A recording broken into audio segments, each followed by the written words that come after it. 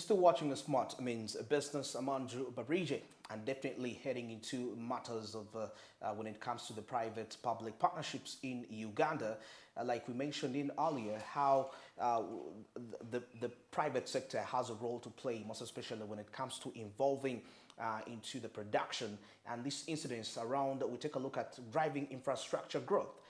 In Africa, we seem to have a deficit of infrastructure valued at 130 to 170 billion dollars, and we believe that private and public partnerships are key when it comes to driving this infrastructure growth as as a continent, but of course zeroing down to individual nations within the continent. But of course, taking a look at the private sector, it's been experiencing quite massive challenges, most especially in Uganda, looking at the competition, the importation of foreign goods, and also the foreign investors taking the lion's share of the country's economy.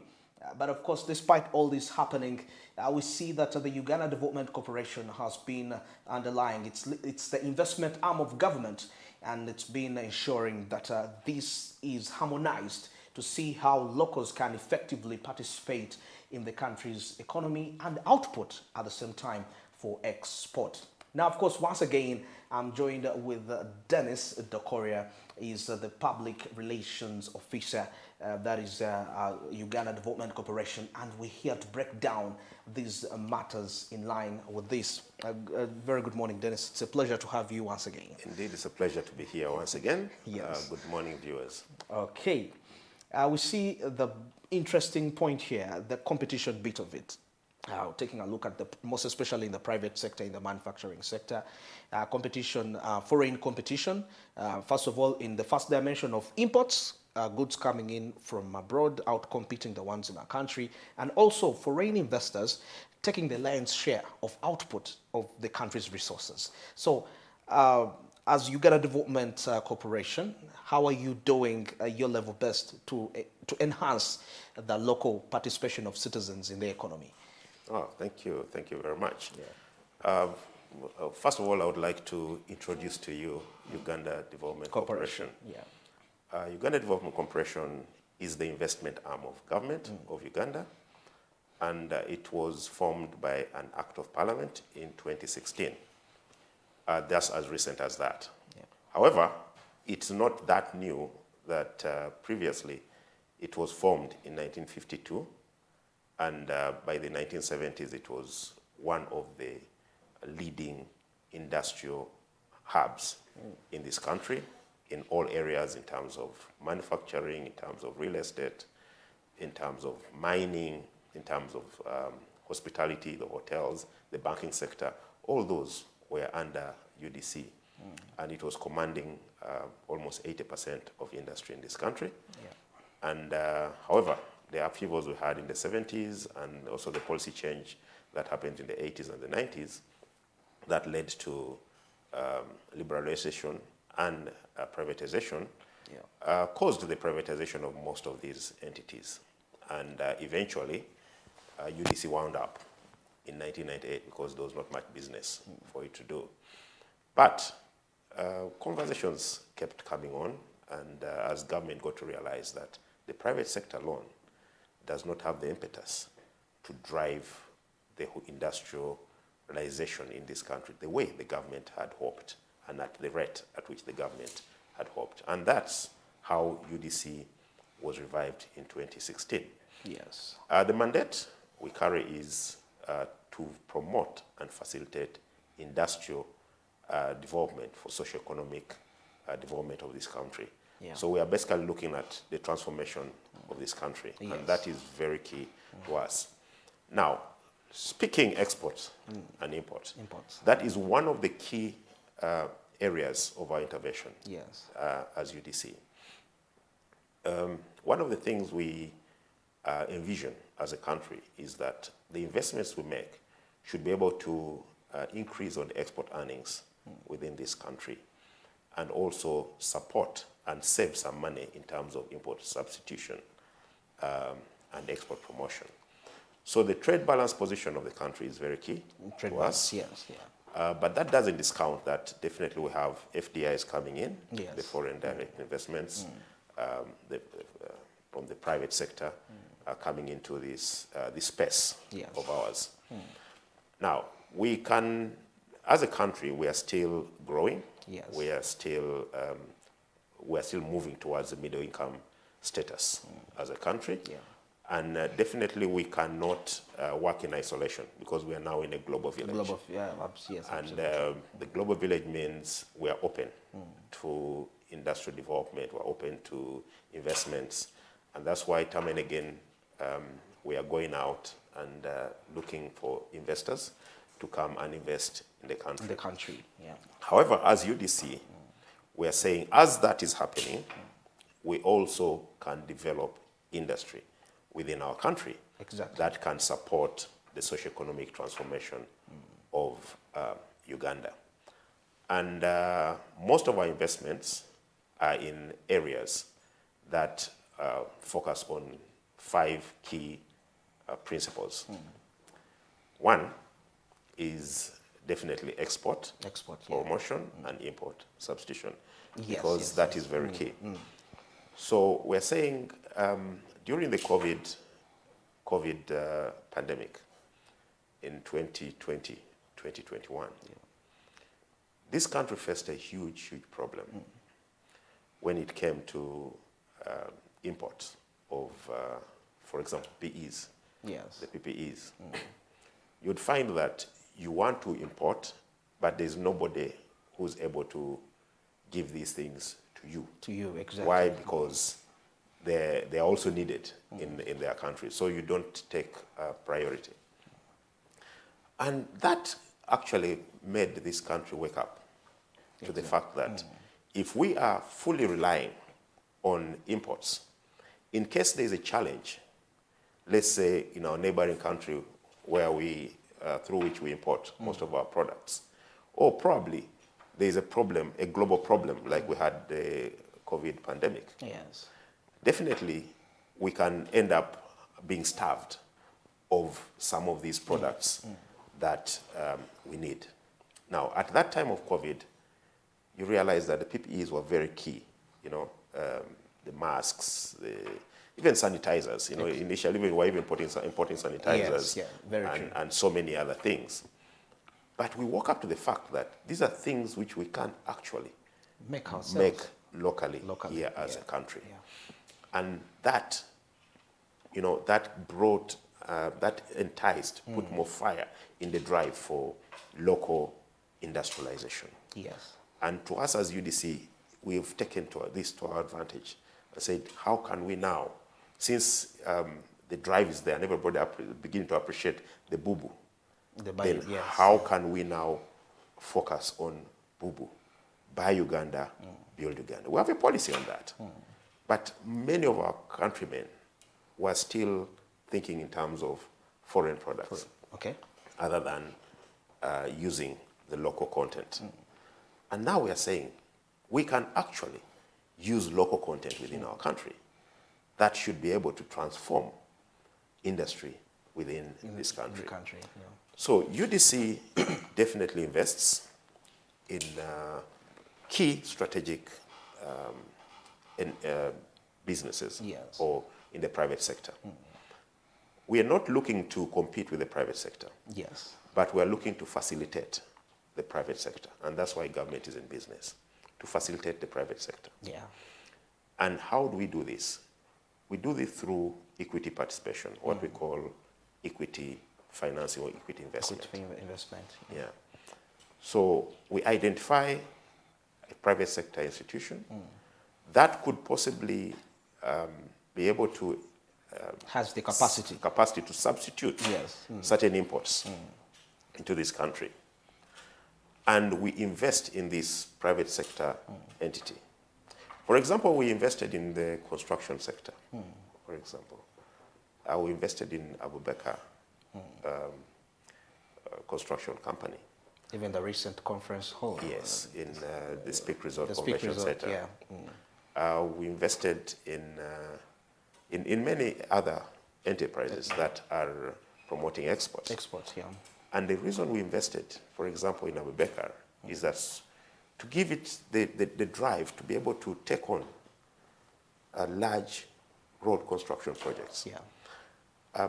Many of our road construction projects are being taken on by other firms, and yet we can also compete in that space.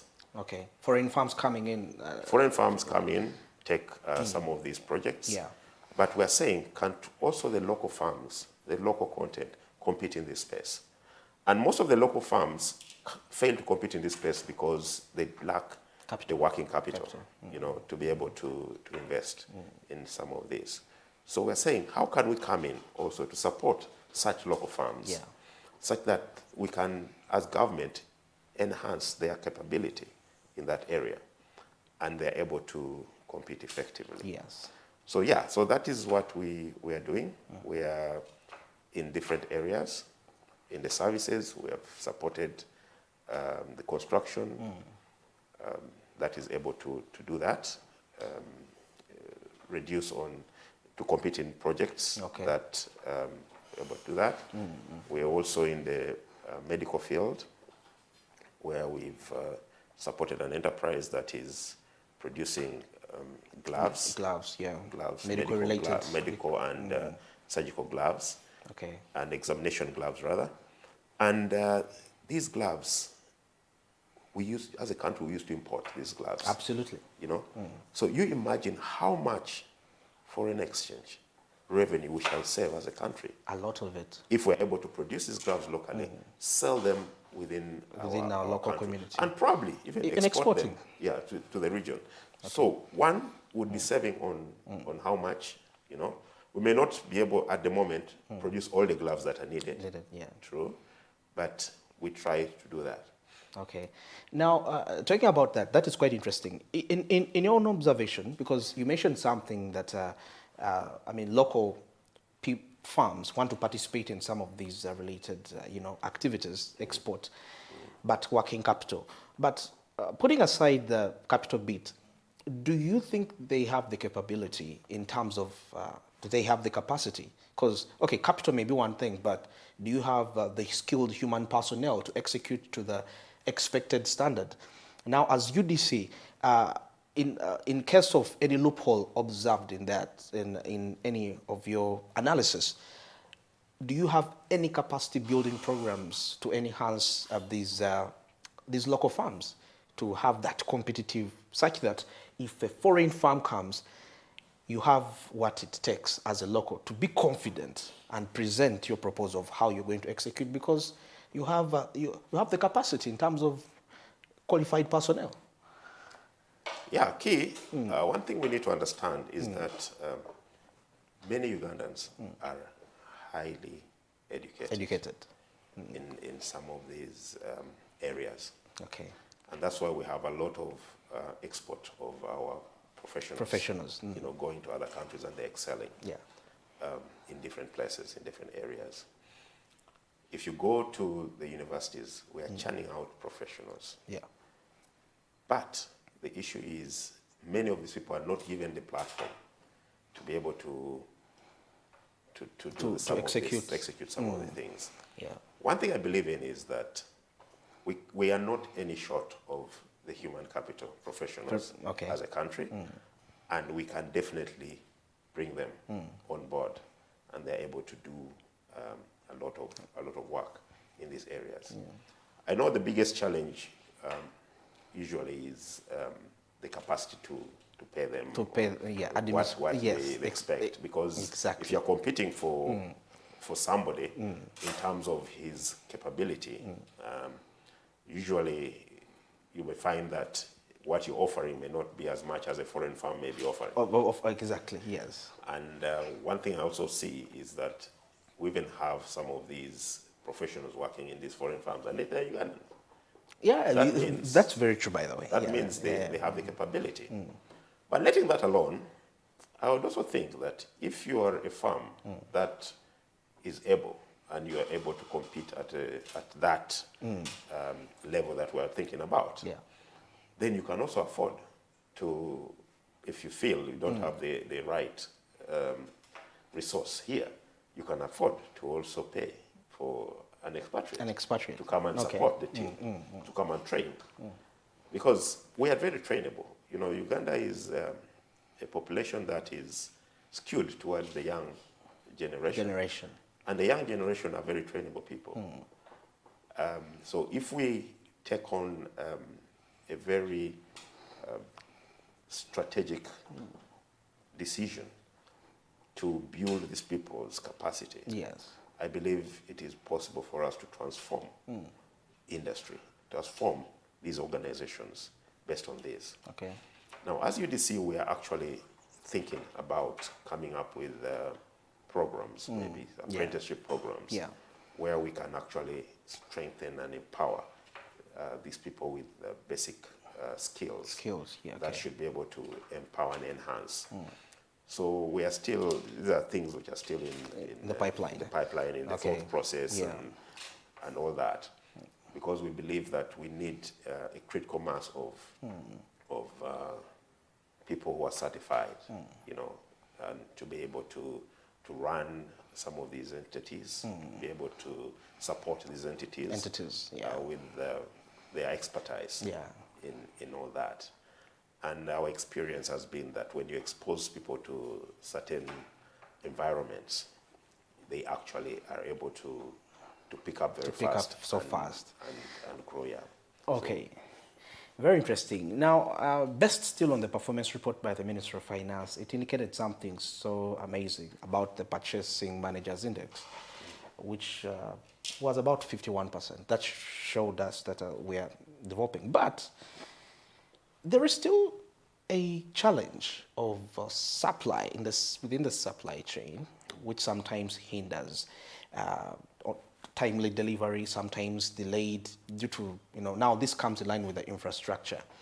So as Uganda Development Corporation in your operations, what alternatives have you set out for in case of such arises, you know, probably in your stakeholder firms you're dealing with, because that simple delay of a certain delivery can lead to loss of millions. Isn't that affecting you in terms of operations? And in case yes, what alternatives are we revising to mitigate that? Okay, so thank you. One is that as UDC, we are not so much involved at the operation level. At the operation level in these organizations, in these entities, we are more involved at the strategic level. In other words, we are more involved at the board. At the board level. Okay. And that is where we were able to discuss some of these things. So we don't get so much involved in the operations of the organization, because we are more of a shareholder in these entities. And shareholders, we discuss at the strategic level. But there are budgets for alternatives in case of, delay, and we're seeing aspects of, some goods probably by the time they reach the desired destination point, because now, most especially for the raw materials, agriculture, which are heading for value addition, we have post-harvest losses, inadequate storage facilities to enhance their them to reach effectively on their destination points. Okay. Now, one of the principles of our investment is regional industrialization. Regional. Okay. Now, what we focus on is setting up the enterprises at the source of the raw materials. So that we don't have, we reduce on that transport cost or that movement of goods, of raw materials. So that's more reason why we find that our investments are in almost around the country, every area of the country. We have in the north, for example, we have Bukona, which is producing denatured ethanol as a cooking fuel. And Bukona is actually consuming the raw material that is grown within there. That is cassava, which is widely grown in the northern part of Uganda, maize and sorghum. So it's consuming these raw materials from the community, and it's able to produce. Yeah. Now, the distance of the products, the raw materials, is very short. It's not as long as the raw material which is crossing the whole country. Yeah. Now, when you go to the eastern, for example, we have Soroti Fruit Factory. Now, Soroti Fruit Factory is off-taking the raw materials that are coming from the farmers. The farmers, yeah, okay. Now, those are oranges and mangoes. The farmers were in Teso sub-region. Sub-region, okay. The eastern part. Yeah. If we go to Mbale, we are in Budadiri, in Soronko district. And in Budadiri, what is grown in that area? Coffee. So we have invested in a company within that community, revived it because it had gone down. Yes. We have revived it, brought it back to life, and it's able to now off-take raw materials from the farmers in the community. Within the community. So the distance of driving is not that much. Yeah. We don't discount the fact that, yes, we may not have sufficient infrastructure in terms of road or transport infrastructure that may affect delivery of some of these products and all that. But most of the time, we leave the transport infrastructure to the farmer to bring to the facility. Okay. That's the business concept. The farmers deliver the raw materials, to the factory, and they are paid for that, so that they're able to do that. How they get to the factory, definitely the government has tried to work on roads. You know, there may be some feeder roads, maybe, I think around the country, we have tarmac roads now. And then within the communities, we have feeder roads, which are graded, and they're able to bring some of these products down here. Then for export, definitely, I think most of the export routes out of Uganda, the roads are not that bad. Yeah, actually, that is passable. true. Yeah. So products are able to drive out of the country, and also imports the same way. Delays can be there. Sometimes there are things we may not have control over. Yes. You know, maybe there's a breakdown of a bridge. We may not have control over that. Absolutely. It affects. Yeah. But by and large, most of the operations are smooth running. Okay. Because we have the infrastructure. Yes. And, you know, government deliberately focused in the last couple of years on building the road infrastructure. The power infrastructure, and the water infrastructure. Now, as UDC, we also intervened, for example, in the Kalangala. Kalangala, yes. You know, Kalangala used to be a hard-to-reach area. Why? Because they didn't have the transport infrastructure in terms of water transport. Yes. So as an organization, we intervened by providing, we worked with the Kalanga in the infrastructure services to provide ferries. The ferries. The ferries, which are able to transport people from the mainland to the island and back. And this has been, this has done a lot. Actually, we're doing a baseline survey on that. This has really done a lot. All right, now we're just getting caught up with time, but let's get into a short break. We are still returning. I'm with Dennis Dokoria, Public Relations Manager, and that is the Uganda Development Corporation. We are discussing how UDC is revolutionizing and enhancing public-private partnerships. Stick around.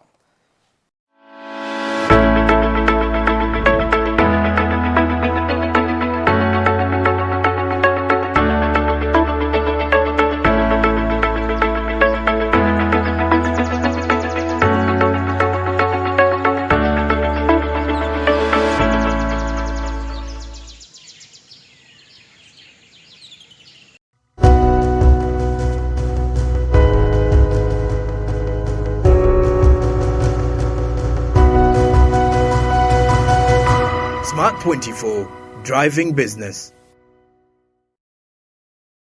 Let's live it up in party and have cracking good fun. When it comes to edutainment, DSTV's number one. Is everybody ready to go, go, go? We've got the zaniest characters to transport you away. The party is cracking, so why not come play? You're gonna love it. We've got so many channels and a ton of new shows, like Disney and Nickelodeon, where anything goes. So live it up with DSTV. We bring the fun. You know we're number one. Osmosis is coming. Osmosis, what's the money? When do you see him? Send him to Momo. My bossy, can I borrow fuel? Biggie money, can I borrow renty? Manager, give me some caloni. Okay, what about 5K?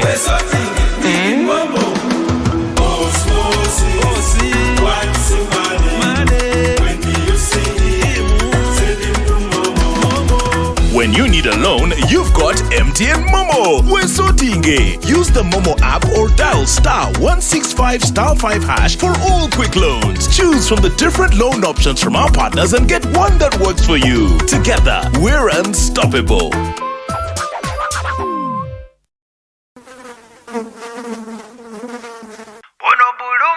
Bulu Magic is my joy. Ono Bulu Magic, wange. Ayo, talaba kumabala atukuza n'onyirirawo kirako enyange tayisa bubi faburiki kyonna kyekiri kigwa lwa Bulu Magic is my choice. Ono Bulu Magic ye wange. And the Bulu Magic is my choice. Hey, ono Bulu Magic ye wange. Yo, yeah.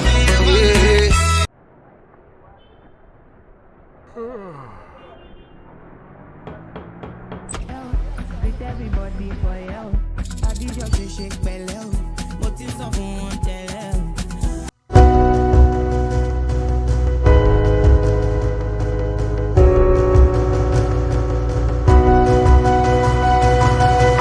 Smart 24, driving business.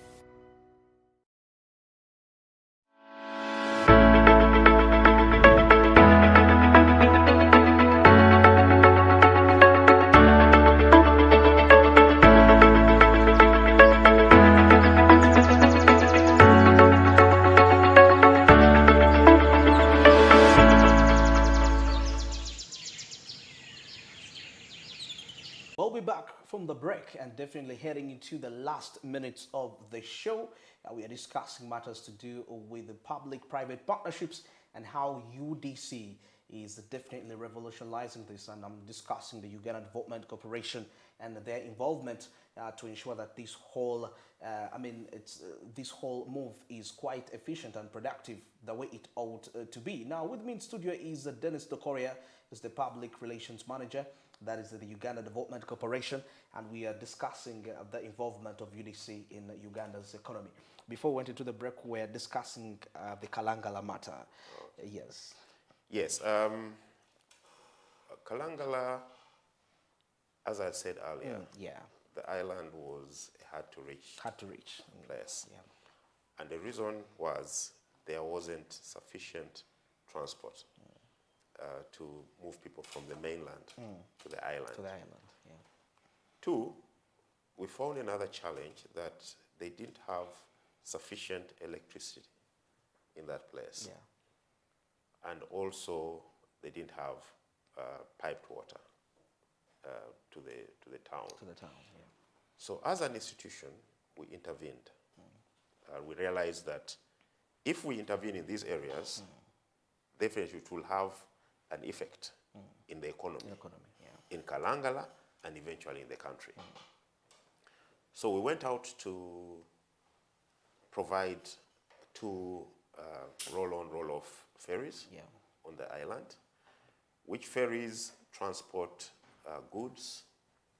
For example, we have the palm oil happening there, and they are put onto these ferries and they are brought to the mainland for processing. Yeah. We have construction. People want to construct their houses. They're able to buy materials from the mainland, take it to the island. And we have actually seen a lot of development on the island. Why? Because transport has been eased. You know, one very interesting one and very key to us is the children, the education. Yes. Now, in the evening, a lot of children, in the morning, a lot of children are being moved from the island to get probably better education, on the mainland. And in the evening, the ferry has to wait for these children to be taken back to the island. Okay. So you can imagine if that ferry wasn't there, would have these children gotten the education that they desire? You know, yes, it doesn't say there are no schools in Kalangala, but probably other parents would want their children to go to certain, access certain schools, be it medical facilities. You know, people have left the island to come and get better medical facilities on the mainland. Now that transport was a game changer. That transportation was a game changer on the island. Okay. And the beauty about it is that the government is subsidizing it, and definitely people are getting the move for free on that island. Okay. Then when it comes to the electricity, because without electricity infrastructure, definitely there is always a challenge of development within an area. Absolutely. Because there are hotels, you know, it's an island. There are beaches, there are hotels, there are tourism is affected. There's cottage industries that are there. Now, without electricity, it was very expensive to manage some of these because you'd have to run generators. And that's quite expensive. So when we intervened by providing solar power and generator-powered electricity to the island and connecting the people, we actually noticed there's been a transformation in the place. Okay. You know, small services have opened up, salons, you know, because you're able to operate a salon because now you can easily get power. Okay. The beaches, the hotels, people have come up, and they're really enjoying these services. Then also water. Water is another thing that we put to be able to get it. And not alone, we also did the roads actually. We did 66 kilometers within, the tarmac, so that goods are easily transferred, because previously the roads were not that good, you know, so, you know, vehicles would break down, get stuck during the rainy weather and all that. So we did 66 kilometers there, and now there's easy movement of goods. Just like you were saying earlier about infrastructure, there's easy movement of goods from one. So the time lag spent on the road has really, really come down. Okay. And the same thing is happening in other areas. Wow, that's very, very, very interesting. Now, of course, today we have lots of challenges that are happening to our community. And we understand when we discuss investment, people, of course, the first mindset they come is that I need to have these millions of money. I can't do this. So, and people are discouraged, like, you know, the interest rates that are happening. And they feel they have the ideas to invest, but that alone is a turn-off for them. Now, if somebody came to Uganda Development Corporation, he's not yet running any enterprise, but he has a viable proposal that when you go through it, it can actually meet the criteria that you meet. Is there a package for such a Ugandan? Well, that is very, very key, actually. Thanks for that question. UDC's investments are in key sectors and key areas that have a transformative effect in this country. Because we just don't invest. We actually study a business. We study, analyze the proposal. You know, whoever comes, whichever proposal comes, it's not a place where you walk in today and you walk out with money. No. You walk in and we have processes. We have processes that have to be followed. We have to test these businesses. The businesses, We look at feasibility studies. We look at your business concepts. You know, we are able to do due diligence to actually see what exactly the business is. And these are different stages, you know. Yeah. And we do appraisals, we appraise the business, you know. We do valuation of the business. No, those are different prices. Different prices. But when it comes to how we invest, we have different ways of investing. One, we may have a walk-in. A walk-in. Just like you're saying. Somebody comes with a proposal, you know, And it qualifies. a proposal, and that proposal has to go through the process. The process. Okay. Some come from internal, maybe as an enterprise. Our people may be able to identify a sector and opportunity out there, and they are able to also question that, test it, and see whether they are viable. Yeah. Now, let's talk about the one you talked about. Somebody has an idea, somebody has a proposal, and the person brings the proposal. Yeah. Yes, that proposal will be received. We don't reject any. They will be received, and all the proposals will be taken through the process, due process. The due process. The first being a due diligence test. First of all, the project people will appraise it. Okay. Now, when they see it and they see it's a good proposal, then now they will propose it to go to the next level. Next level, yeah. And we do due diligence. Thereafter, if it goes through all the processes and we realize it is a viable proposal. Because it is transformative in this country, that's when now we go to the next level, what we call structuring. Structuring, okay. Yeah. How do we invest? What do you bring in? What do we bring in? So, most of the time, we as an institution are trying to ensure that we don't take over the business. Yes. So we are looking to invest at least lower than 50% in the business. In your business, based on your business proposal, your business plan. Yeah. While we expect that when we do valuation of your business, we'll look at the value that your business brings. Yes. And then out of that value, we say this is our investment or this is your investment. Yeah. So we sit on a round table and we agree how this can be done. Yeah. And then we're able to know if you don't have the capabilities, yes, then we would either ask you to look for another investor, a co-investor, no? Or in case we're able to get a co-investor, we'll propose to you a co-investor. Okay, yes. Yeah. Yes. So that you can raise your stake to at least 50%. Okay, yeah. And then we can also invest the other less than 50%. Yeah. That is basically how we, but ideally as an enterprise, we have two modes of investments. We either invest in subsidiary where we own more, but it's something we are discouraging. Subsidiary. Talk about subsidiary a little. Hint on it. Yeah, subsidiary enterprises, we actually own more than 50% of the business.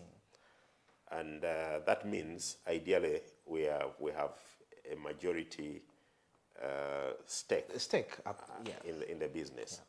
Yeah. But government is not up to taking over companies, of the private sector. Government is up to facilitating the private sector. And as a government, if we own a subsidiary, that means we have full control over over the staffing, the payments, and everything. Yeah. And yet, would think that would rather let the private sector play in that space. And then... I think people just feel secure with the government. Sorry? People feel secure to have a hand of government. I mean, when somebody knows I have the hand of government, today in Uganda, I mean, it makes them feel secure of the investment. Yeah, but you see, which is true, definitely, that you would feel secure with government. But we still feel, yes, we can invest as in subsidiary enterprises, because it's one of our investment portfolio areas. But we prefer That's why I would the private sector to... We prefer the private sector to run the business. Okay. We facilitate the business. Yeah. We support the business as government, other than we now owning the business. Okay. You know, because the owning business means we're deep in every decision that is made. We're deep in the day-to-day operations of the business. We're deep in all that. And that will require also building a huge portfolio of staff within the organization, you know, to look at manage specific projects and all that. Yeah. So we feel that when the private sector is in charge, then they will be able to grow this business in the private sector way. And at the end of the day, we're saying, grow it with a mind that you are going to buy government, reduce government's involvement. Oh, so yeah. as you grow, then you keep buying off government's stake within the business. Okay. So that at the end of the day, the government purely pulls out and the private sector runs. So a time comes and you entirely pull out and 100%. That's what we hope for. So that money we have gotten from that should be able to be invested in other Have we achieved that business. as yet? Not as yet, but it's something that we are looking at. Okay. When we invest in the subsidiary, for example, we have one subsidiary currently, and that is Soroti. The Soroti Food Factory. Yeah. Now, when government invests fully, the way it invested in Soroti Food Factory, you know, and set it up, once we invest in a subsidiary, then the next thing that we look at is how can we build it to a level, and then we open it up for the private sector now to come in and take over it. Yeah, eventually the private sector should come and take over it. So that gives us the mindset that our main focus is to facilitate the private sector and industrial growth in the country, but not to become so amorphous and become a competitor to the private sector as a business. Very interesting. Maybe finally, as we discuss, you know, raising money is part of the key challenges, I understand, most especially to fund these projects. I feel like financial markets, capital markets, are quite a viable option to some extent. Have you tried to explore such an avenue? I mean, having some of these companies, seeing how they can be listed on the stock market. Because the stock market, if you get to realize the history of development for the empires that have controlled, taking a look at the United States of America, Japan, as industrialization goes hand in hand with the stable financial market participation to bolster the entire economy of a country. I don't know how has such thoughts crossed UDC? Yeah, definitely. Yeah. As UDC, we look to, when we get into an enterprise, we look to make it a going concern. Yeah. We need to make it a viable enterprise. We need to make it sellable. Sellable. Because you cannot go to the stock exchange if you're not sellable. Yeah, absolutely. You know, who's going to buy in you if you're not sellable? So we handhold this enterprise, or we handhold these industries or companies to support them to reach a takeoff point where now they are attractive.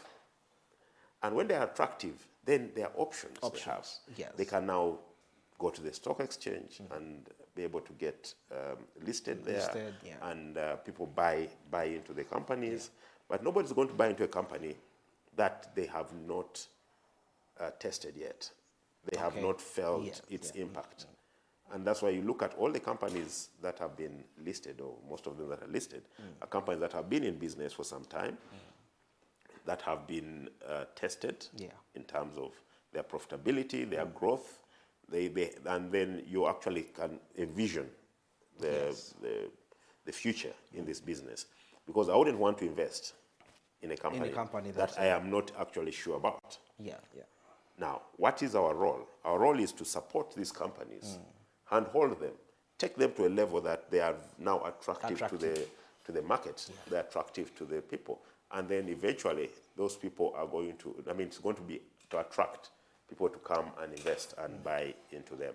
So yes, it is something that, an option, because most of these companies need finance. Absolutely, yeah. But the only big challenge usually with many enterprises is that most of the proprietors, not just necessarily those who are supporting, but I'm saying many private sector persons, most of the proprietors fear to cede any control over their businesses. Absolutely. Yeah. I think it's just about, it's typical in Africa here. I mean, people want to have that whole, I call it economic dictatorship. You know, you have absolute control. But anyways, it's a journey of growth. True. And then taking a look at another aspect I wanted us to look into. You know, recently the central bank increased its central bank rate from 9.5 to about 10%. And I would love to know the projections of UDC in terms of probably and 5 years to come in terms of earnings, you know, from these investments. But considering the inflation bit of it, because, for example, there is an anticipation that at least before mid this year, we shouldn't exceed 5%. But according to how the rate at which the shilling is depreciating is very alarming, about 3,900, 800, which is the worst since 2020.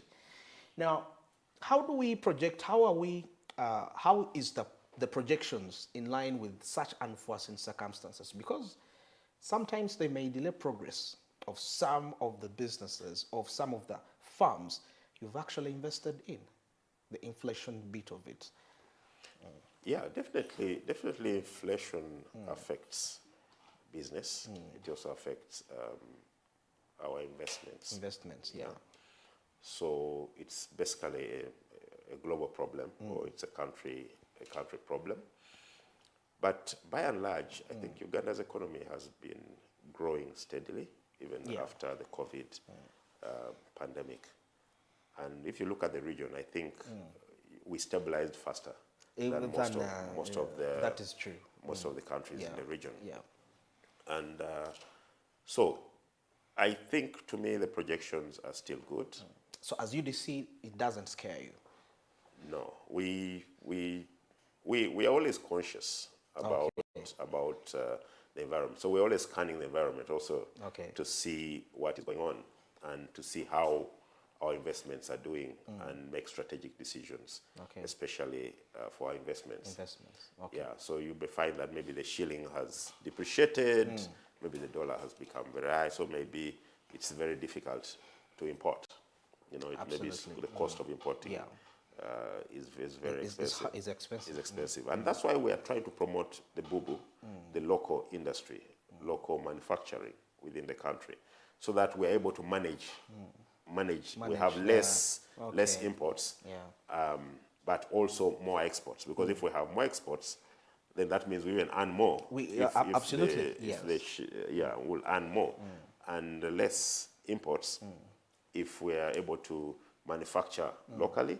You know, if you go to most of our enterprises, and one thing also we need to understand is that if we rely also so much on the outside, then at the end of the day, there is a lot of the threats are very high. Yeah, very true.